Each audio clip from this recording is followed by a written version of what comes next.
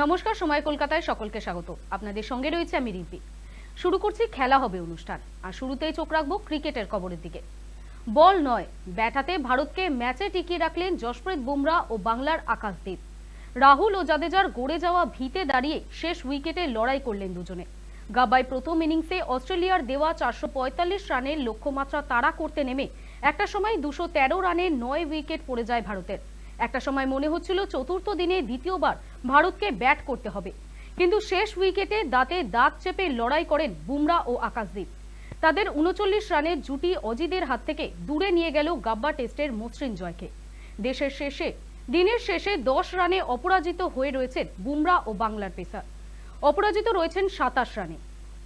এ নিয়ে আমরা কথা বলে নেব আমাদের ক্রীড়া প্রতিনিধি অর্কজ্যোতি বন্দ্যোপাধ্যায়ের সাথে। অর্কজ্যোতি, কি মনে হচ্ছে, ম্যাচ কি ড্রয়ের দিকে এগোচ্ছে? দেখো রিম্পি, এখনো পর্যন্ত ম্যাচের গতি প্রকৃতি যেরকম সেটা কিন্তু দেখলে মনে হচ্ছে যে ম্যাচটা ড্র হওয়ার সম্ভাবনা প্রবল। কারণ চতুর্থ দিনের খেলা শেষ এবং তুমি যেরকমটা বলছিলে, অর্থাৎ অস্ট্রেলিয়ার 445 রানের জবাবে ভারত কিন্তু 252 রানে 9 উইকেট, এবং শেষ উইকেটে তোমার জসপ্রীত বুমরা এবং তোমার আকাশদীপ তারা পিছে রয়েছেন। শুধু তাই নয়, ভারতীয় যে টপ অর্ডারের যে ব্যাটার তাদের থেকেও কিন্তু অনেক পরিণত ব্যাটিং এই দুজনে করে গিয়েছেন, যেরকমটা তুমি দর্শকদেরকে এতক্ষণ বলছিলে। একদমই যথার্থ কথা তুমি বলেছো। কারণ গাব্বা টেস্টে প্রথম দিনে আমরা যেরকম দেখেছি যে বৃষ্টির কারণে খেলা বেশিক্ষণ হয়নি। সেকেন্ড দিন অস্ট্রেলিয়া একেবারে মার কাটারি ব্যাটিং করেছেন। ট্রাভিস হেড এবং তোমার স্টিভ স্মিথ এই জুটি দৌলতে অস্ট্রেলিয়া যারা 445 রানের একটা লক্ষ্যমাত্রা ভারতকে সেট করে দিয়েছিল। তারপরে ভারতীয় ব্যাটিং অর্ডারের আবার ব্যর্থতা, অর্থাৎ ভারতের টপ অর্ডার নিয়ে বারবার প্রশ্ন উঠছে। অর্থাৎ যখন দলের দরকার তখন তারা রান পাচ্ছেন না। আজকেও তুমি যদি দেখো, ভারতীয় টপ অর্ডারের 4 প্রধান ব্যাটার অর্থাৎ যশস্বী জয়সওয়াল, শুভমান গিল, বিরাট কোহলি, ঋষভ পান্ট এবং তোমার অধিনায়ক রোহিত শর্মা, এই 5 জনের তুমি যদি রান দেখো তাহলে সব মিলিয়ে হচ্ছে তোমার 27 রান।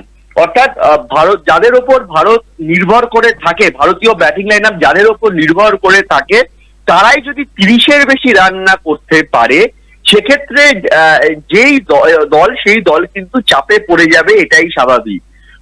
এবং তোমার বিরাট কোহলি এবং রোহিত শর্মাকে নিয়ে নতুন করে আর বলার কিছু নেই।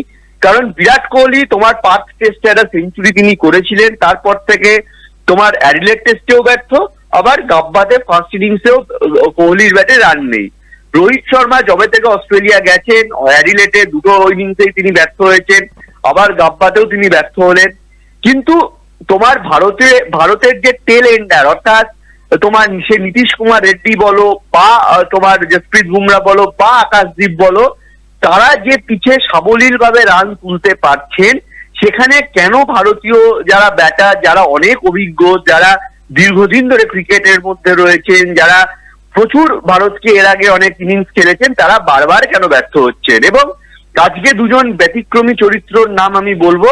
প্রথম জন হলেন KL রাহুল, যিনি ওপেনার হিসেবে নেমেছিলেন। অর্থাৎ দেখো, KL রাহুল এমন একজন ইউটিলিটি ব্যাটার, তাকে দল যখন দরকার হয় তখন তাকে সেভাবে ব্যবহার করেন। KL রাহুল প্রথম দিকে তোমার মিডল অর্ডারে ব্যাট করতেন টেস্ট ক্রিকেটে, তারপর তোমার পার্থ টেস্টে সফল হওয়ার পর রোহিত শর্মা যখন ফিরলেন দলে, তখন রোহিত শর্মা নিজের ওপেনিং স্পটটা কিন্তু ছেড়ে দিলেন KL রাহুলের জন্য। আজকেও KL রাহুল অসম্ভব ভালো একটা স্টার্ট কিন্তু ভারতকে দিয়েছিলেন, অর্থাৎ 84। এবং আমার ধারণা যে KL রাহুল যদি সেখানে একজন ভালো যোগ্য একজন পার্টনার পেতেন, তাহলে হয়তো 17 রানটাও রাহুল পেয়ে যেতে পারতেন। মাত্র 16 রান দূরে তাকে থামতে হয়। এবং রবীন্দ্র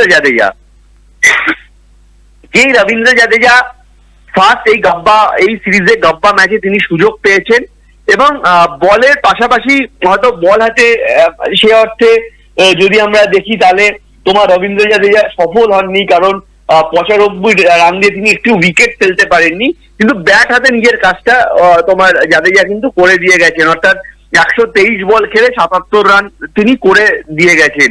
এবং প্যাট কামিন্সের বলো, ওই সময় হয়তো তিনি একটুখানি যদি ধরে খেলতেন তাহলে তিনিও 17 রান কিন্তু তার পক্ষেও পাওয়া সম্ভব ছিল। যাই হোক, যেটা হয়নি সেটা নিয়ে আর আলোচনা বাড়িয়ে লাভ নেই। কিন্তু ভারতীয় দলকে একদমই যেরকম নির্ভর তুমি বলছিলে, তুমি দর্শকদের, যে জসপ্রীত বুমরা এবং আকাশদীপ একটা সময় মনে হয়েছিল 213 রানে যখন 9 উইকেট, তখন মনে হয়েছিল যে ভারত বোধহয় আবার ফলোয়ানে যাবে, অর্থাৎ অস্ট্রেলিয়া ভারতকে আবার ব্যাট করতে পাঠাবে, এবং সেটা যদি হয় তাহলে ভারতের হারের মানে সম্ভাবনা প্রবল ছিল। সেখান থেকে কিন্তু আকাশদীপ এবং তোমার জসপ্রীত বুমরা দলকে বাঁচিয়ে দিলেন। রিম্পি, ধন্যবাদ অর্কজ্যোতি তোমাকে।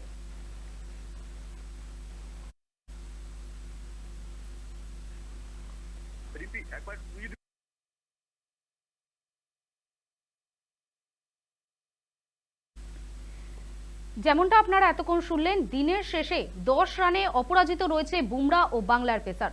অপরাজিত রয়েছেন তারা 27 রানে।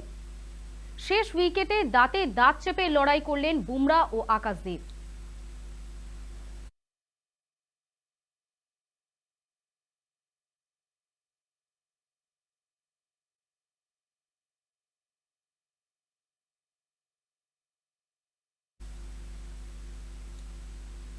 সম্প্রতি সৈয়দ মুস্তাক আলী ট্রফি চ্যাম্পিয়ন হয়েছে মুম্বাই। তারপরই পৃথ্বীর শকে নিয়ে অসন্তোষ প্রকাশ করলেন দলের অধিনায়ক শ্রেয়স আয়ার। স্পষ্ট করে জানিয়ে দিয়েছেন, সতীর্থকে শিশুর মতো আগলে রাখা তার কাজ নয়, ফলে নিজের প্রতিভার প্রতি সুবিচার পৃথ্বীকেই করতে হবে। ঘরোয়া ক্রিকেটে সাড়া জাগিয়ে ক্রিকেটে উত্থান হয়েছিল পৃথ্বী শয়ের। হ্যারিস শিল্ডের এলিট ডিভিশনের ম্যাচে এক ইনিংসে 546 রান করে প্রথম সকলের নজরে পড়েন তিনি। 1901 সাল থেকে সংগঠিত ক্রিকেটে যা ছিল কোনো ক্রিকেটারের ব্যক্তিগত সর্বোচ্চ রান। কম বয়সেই জাতীয় দলের জার্সি গায়ে চাপিয়েছিলেন মুম্বাইয়ের ব্যাটার, কিন্তু নিজেকে ধরে রাখতে পারেননি। বাদ পড়েছেন জাতীয় দল থেকে। 22 গজের ব্যর্থতার সঙ্গে মাঠের বাইরে বারবার জড়িয়েছেন বিতর্কে। রঞ্জি ট্রফিতেও মুম্বাই থেকে তাকে দলে রাখা হয়নি। আইপিএল এর শেষ মেগা নিলামেও তিনি রয়েছেন অবিকৃত। তবে ঘরোয়া ক্রিকেটে নিজেকে মেলে ধরার সুযোগ পেয়েছেন পৃথ্বী। সৈয়দ মুস্তাক আলী ট্রফিতে তার দল চ্যাম্পিয়ন হলেও ব্যাট হাতে রান পাননি তিনি। ফাইনালে মধ্যপ্রদেশের বিরুদ্ধে তার ব্যাট থেকে এসেছে মাত্র 10 রান। পৃথ্বীর পারফরম্যান্সে হতাশা প্রকাশ করলেন মুম্বাইয়ের অধিনায়ক শ্রেয়স আয়ার। তিনি বলেছেন, আমি মনে করি ওর ঈশ্বর প্রদত্ত প্রতিভা রয়েছে। সত্যি কথা বলতে খুব কম ক্রিকেটারের মধ্যেই তা রয়েছে, কিন্তু পৃথ্বীকে নিজের কাজের প্রতি সৎ হতে হবে। একথা আমি আগেও অনেকবার বলেছি, আর যদি সেটা করতে পারে তাহলে পৃথ্বী অন্য উচ্চতায় উঠতে পারবে। পাশাপাশি কলকাতা নাইট রাইডার্সের প্রাক্তন অধিনায়ক আরও বলেন, কিন্তু ওকে তো আমরা জোর করতে পারি না, ও পেশাদার ক্রিকেটার, অনেক ম্যাচ খেলে ফেলেছে ইতিমধ্যে। পৃথ্বীকে নিজেই নিজের উন্নতি করতে হবে, আমরা ওকে কোলে করে বহন করতে পারবো না।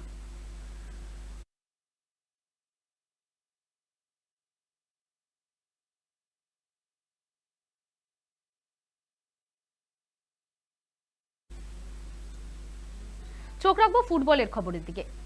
ইন্ডিয়ান সুপার লিগে গুরুত্বপূর্ণ ম্যাচে নামছে ইস্টবেঙ্গল। এই মঙ্গলবার ঘরের মাঠে তাদের প্রতিপক্ষ Punjab FC.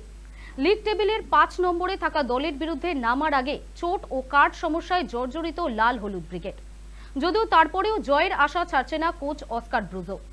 North East United ও চেন্নাইনকে হারিয়ে আশা জাগিয়েছিল ইস্টবেঙ্গল। সমর্থকরাও আশায় ছিলেন পুরনো ছন্দে ফিরছে তাদের প্রিয় ক্লাব, কিন্তু ওড়িশার বিরুদ্ধে হেরে কিছুটা তাল কাটে।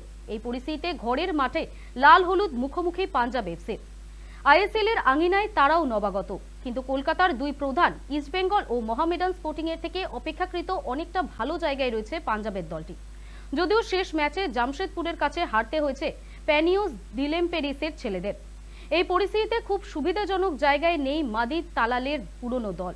তবে সেই দলকে হারানো কঠিন হয়ে দাঁড়িয়েছে ইস্টবেঙ্গলের কাছে, কারণ চোটের জন্য একাধিক প্রথম একাদশের ফুটবলারকে পাবেন না ব্রুজো। এসিএল চোটের জন্য অনির্দিষ্টকালের জন্য প্রতিযোগিতা থেকে ছিটকে গিয়েছে তালাল। পুরনো দলের বিরুদ্ধে তিনি যে খেলতে পারবেন না তা এক প্রকার নিশ্চিত। গত ম্যাচে লাল কার্ড দেখায় নেই জাতীয় দলের নির্ভরযোগ্য midfielder Jeakson Singh. Hector Yuste ও দিমিত্রি দিয়ামান্তাকোসেরও চোট রয়েছে। তবে ম্যাচের আগের দিন দুজনেই অনুশীলনে ছিলেন। আনোয়ারকে মিডফিল্ডে খেলিয়ে দেখে নেন অস্কার। সেক্ষেত্রে আনোয়ারকে মাঝ মাঠে খেলিয়ে হিজাজি মাহির ও হেক্টরকে রক্ষণে শুরু করাতে পারেন ইস্টবেঙ্গল কোচ। দুই সাইড ব্যাকে খেলবেন চুংনুঙ্গা ও মোহাম্মদ রাকিব। মাঝ মাঠে আনোয়ারের পাশে খেলবেন সৌভিক চক্রবর্তী। দুই উইংয়ে দেখা যাবে মহেশ নাওরাম সিং ও নন্দা কুমারকে।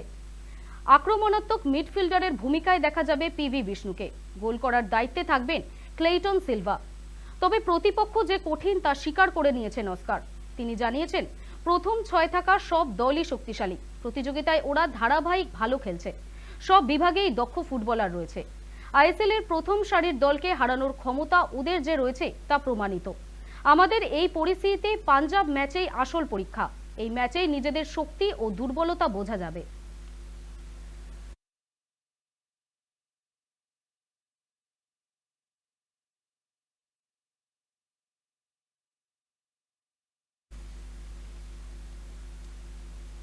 খেলা হবে অনুষ্ঠান এখনকার মতো এই পর্যন্তই। খেলার দুনিয়ার গুরুত্বপূর্ণ আপডেট রাখতে নজর রাখুন সময় কলকাতার পর্দায়। সময় বলবে সময়ের কথা।